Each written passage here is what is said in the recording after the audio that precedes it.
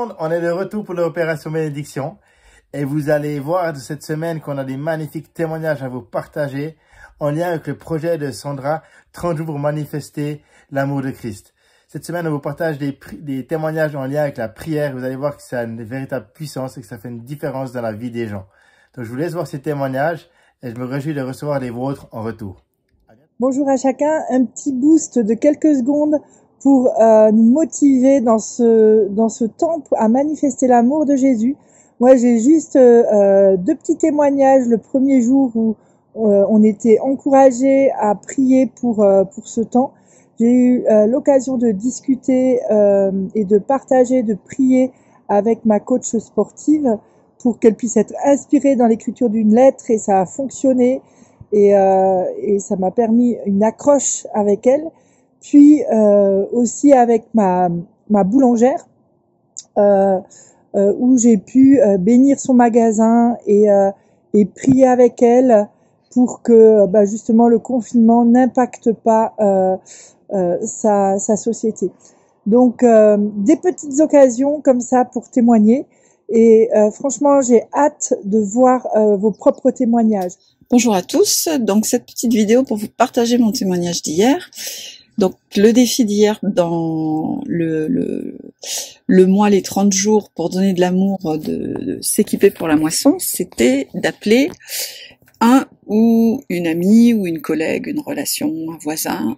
Donc je me suis fait une liste de 4 personnes en me disant que sur les 4, si j'avais la chance d'en avoir une au téléphone, ça serait bien. Donc j'ai prié pour ça. Il se trouve que j'appelle la première personne qui me répond, la deuxième aussi, et la troisième et la quatrième. Donc j'ai eu en fait une après-midi extrêmement riche en partage, en nouvelles. Je suis ressortie remplie de joie, de toutes les bonnes nouvelles que j'ai reçues. Donc ça m'encourage vraiment, ça m'a encouragée à recommencer cette expérience, et vraiment avec l'intention d'appeler dans l'amour, dans la paix, pour partager des bonnes choses. Voilà mon petit témoignage. On avait encore le droit pendant quelques jours d'aller dans les supermarchés pour prendre des produits dits non essentiels. Donc j'en ai profité pour essayer de trouver un pull pour mon grand. Et dans le rayon, il y avait une autre cliente avec qui j'ai engagé la conversation pour quelque chose de tout à fait anodin. Et puis de fil en aiguille, elle s'est mise à me raconter un peu toute sa vie, comment elle avait fui la ville d'où elle vient pour venir s'installer à Toulouse, diverses épreuves qu'elle avait traversées. Bon, j'étais surprise qu'elle me raconte tout ça, donc j'essayais de trouver si le Seigneur avait quelque chose à lui dire. Et comme je trouvais rien de particulier, je lui ai simplement dit à la fin, est-ce que vous aimeriez que je prie pour vous? Alors elle me dit, ah bon, vous priez J'étais toute surprise. Et puis de fil en aiguille, j'ai vraiment pu prier pour elle physiquement à ce moment-là. Au début, elle pensait que j'allais le faire chez moi, mais voilà, j'ai fait quand même. Et ouais, c'était un moment qui était fort, autant pour elle que pour moi. Et c'est pas difficile en fait de dépasser nos craintes, et c'est le bon moment pour prier pour les gens, parce que c'est maintenant qu'ils ont vraiment besoin d'encouragement.